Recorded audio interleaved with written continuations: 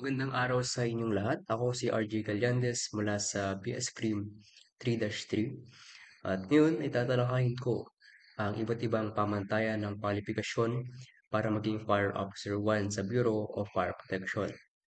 Particular na ipapaliwanag ko ang tungkol sa Civil Service Commission or CSC Second Level Eligibility, the Republic Act 1080 at the Presidential Decree number 907. So, upang maging isang FO1 sa Bureau of Fire Protection, kailangang matugunan ng aplikante ang ilang mga requisites tulad ng educational qualifications, age limit, physical fitness standard, at civil service eligibility. So, ang eligibility na ito ay magsisilbi o nagsisilbing patunay na ang isang aplikante ay kwalipikado para sa isang posisyon sa gobyerno.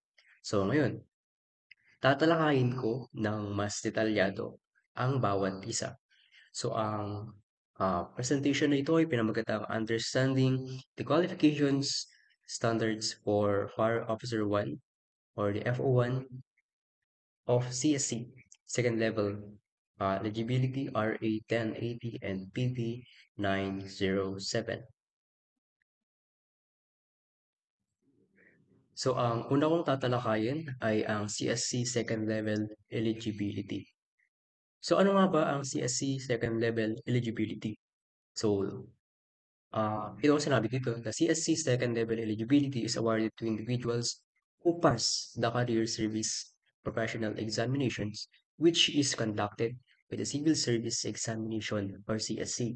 So, sinasabi dito, ang CSC Second Level Eligibility ay iginagawad sa mga individual na pumasa sa Career Service Professional Examination na isinasagawa ng Civil Service Commission.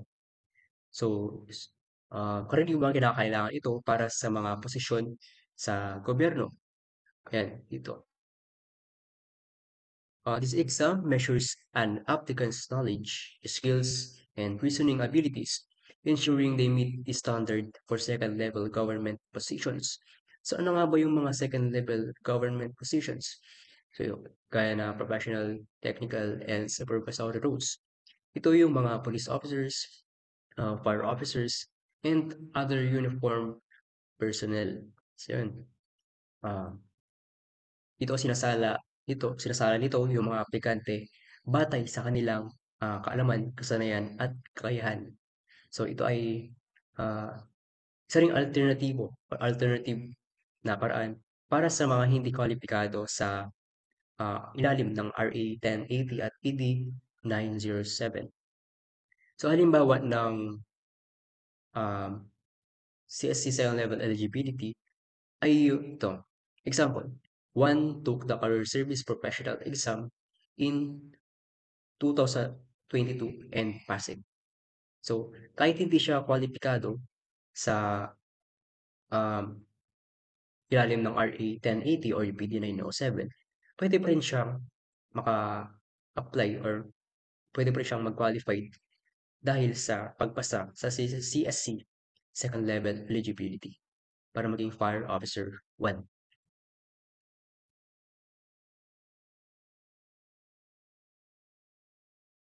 Competency standards for government jobs. So, and it serves as alternative for those who do not qualify under RA 1080 or PD 907. So kung hindi ka isang board passer or honor graduate, ang pagkuha ng Civil Service Commission exam or Civil Service exam ay isa sa mga kaunahing paraan upang maging kwalipikado ka para sa posisyon ng Fire Officer 1. Dumako naman tayo sa pangalawang topic, which is the RA 1080, the Board and Bar Examinations Passer. So, ano nga ba ito? Ano itong RA 1080?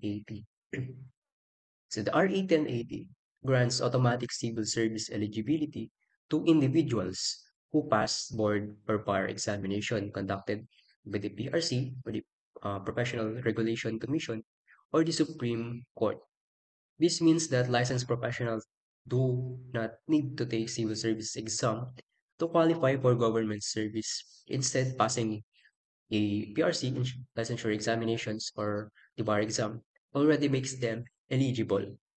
Automatic nang nagiging automatic nang qualified yung mga nakapasa or yung mga board passers or yung mga bar passers sa ilalim ng RA 1080.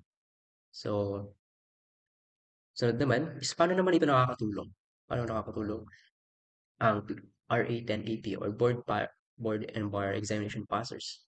So, kung ikaw ay isang licensed criminologist or engineer, nurse, or abogado, hindi mo na kailangang kumuha ng civil service exam kasi automatic ka nang kinikilala ng gobyerno o ang iyong kinikilala nila ang iyong kakayahan base sa iyong lisensya dahil nga nakapasa ka na ng board exam or bar exam. So halimbawa, kung ikaw ay isang licensed criminologist, yung mga gaya ng mga nagtapos nitong February, ay maaari nang mag-apply bilang Fire Officer 1 nang hindi kinakailangang kumuha ng iba pang pagsusulit or examinations kaya sa CSC or sa other exam. Pwede na agad ah, mag-apply bilang Fire Officer 1. So isa pang halimbawa, kunwari, Maria is a licensed engineer. So dahil nga nakapasa na siya sa ah, licensure examinations ng engineering, is pwede na rin siyang mag-apply or kapag kung gusto niya mag-apply sa ah, as a fire officer 1, pwede rin siya mag-apply kasi eligible na siya kasi board passer na siya under ng R1080. So dito naman tayo sa Presidential Decree number 907 or the PD 907, the honor graduate eligibility. O yung una kanina, uh, board and bar examination passers eligibility, tapos yung isa naman is CSC second level eligibility. Dito naman is para sa ah, mga nagtapos ng may Latin honor.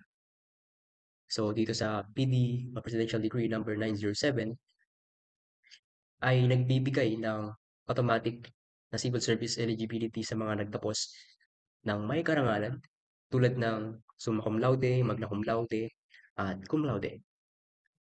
So, dito sinasabi na ang PD 907 is issued by former President Ferdinand Marcos and grants automatic civil service eligibility to honor graduates. To qualify, an applicant must have graduated with any of the following honors: summa cum laude, magna cum laude, and cum laude.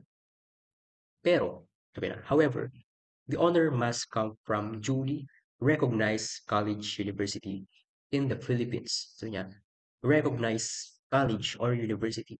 So yun na kailangan recognized ito accredited by the Higher Commission on Higher Education or CHED. This degree was made to encourage top performing students to serve in the government. So why is PB 907 significant? Bakit ito mahalaga? Because it recognizes academic excellence as recognition or qualification for government service. It allows top graduates to enter government positions without taking the civil service exam.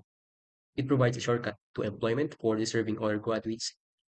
So if you graduated with honors, you can use the PD 907 eligibility to apply for the FO1 position or the Fire Officer 1 position as long as you meet the other recruitment requirements. Example, kung ikaw ay nagtapos ng cum laude sa kursong Public Administration or any other program, maaari ka nang mag-apply bilang Fire Officer 1 nang hindi kinakailangan ng civil service exam or other examinations.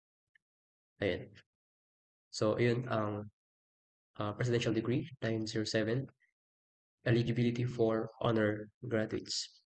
So, for the conclusion, there are multiple ways to qualify for the Fire Officer 1 or the FO1 position in terms of civil service eligibility. Number one is CSC second level eligibility. This is obtained by passing the Civil Service Professional Examination, which assesses an individual's knowledge and competency for the government service. So dito, UCSC second level eligibility ay para sa mga pumasa sa Career Service Professional exam. Yung pangalawa naman is the RA 1080 eligibility or RA 1080 eligibility. This is granted to those who pass the PRC board exam or the bar exam, making them automatically eligible for the government position. So, yung RA 1080 naman is para sa mga licensed professionals na pumasa ng board or bar exam. Pangatlo, the PD 907 eligibility applies to honor graduates gaya ng summa cum laude, magna cum laude, or and cum laude. From This applies to honor graduates from recognized universities, of course, granting them automatic civil service eligibility. So these three, each of these eligibility ensures that applicants possess the necessary knowledge, skills, and academic qualifications to serve as fire officers in the Bureau of Fire Protection. Maraming salamat sa inyong pakikinig. Sana ay nakatulong ang aking talakayang ito upang mapalawak ang inyong kaalaman tungkol sa qualification standards ng Fire Officer 1. Kung meron kayong mga katanungan, huwag mag-alinlangan at i-PM lang ako. Open lang naman ang aking messenger account para sa inyo. Pwede rin kayong mag-email. Charis. So yun, good luck sa inyong mga future criminologists.